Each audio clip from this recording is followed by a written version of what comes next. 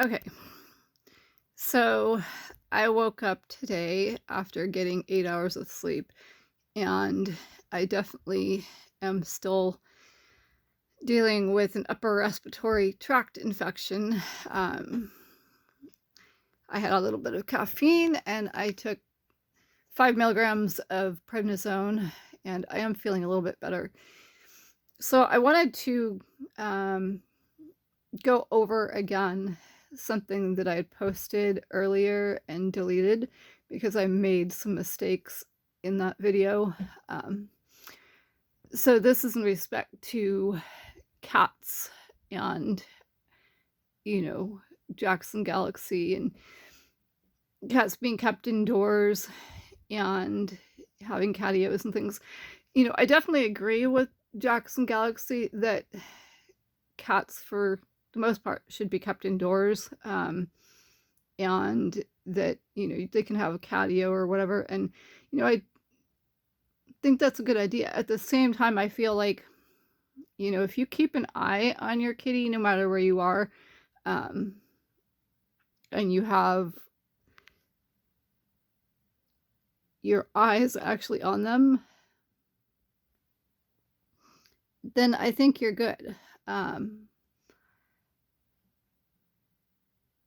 For the most part, if your kitty's within a certain distance, I think. Like if you're in the backyard, for example, and you live in an area like I live in where there are raccoons and there are possums, and you don't know if those raccoons and possums are friendly.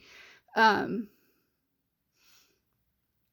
as long as your kitty's in your eyesight, I think that you're pretty good if you're like in the backyard. Um, and I think that, you definitely can train your kitty, especially from a young age, to walk on a leash. And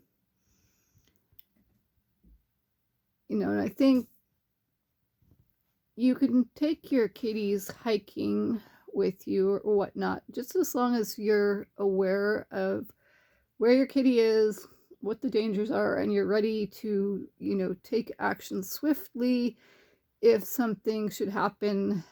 And, like, for example, another animal, like a wild animal, darts out of nowhere or whatever.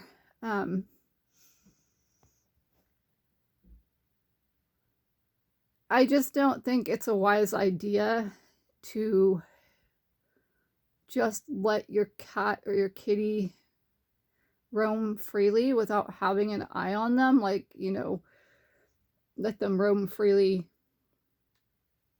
in places where there are raccoons or possums, and you don't know if those raccoons or possums are friendly, or, where there are animals that could potentially harm your kitty.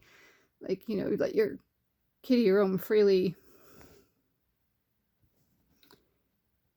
where they're, taking walks that are like a mile long, 2 miles long, 3 miles long, 4 miles long, 5 miles long, 6 miles long, 7 miles long, in areas where there are other animals that could harm them, and you're not sure of how those other animals generally interact with animals that are like animal companions. I definitely think that someone like Dean, from One Bike, One World, has everything down. I think his relationship with Nala is just about what I would call perfect. And, she really adores him. You can tell that. And so even when, he's let her roam, like, 5, 10, 15, 20 feet, whatever it is, when, he's working close to his van or close to the van, or, when he's had her with him when he was on the bicycle or in the tent or whatever. I think their relationship is so secure that, you know, she's probably okay to wander off like 5, 10, 15, 20 feet, like to play with what he calls to play with the mice or whatever, while he's working on the van or whatnot, or when in the past he's been working on something relating to the tent or bicycle or what have you. She's definitely going to come right back to him, and I think she can take care of herself to some degree when it comes to other animals, especially ones that are smaller than her. So in a case like that where you have a relationship like he does with Nala, I think it's okay to let your kitty wander like 5, 10, 15, 20 feet.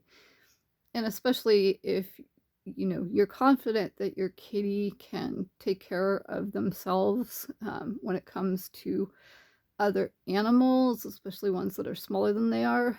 I think he's very, very, very, very careful with her.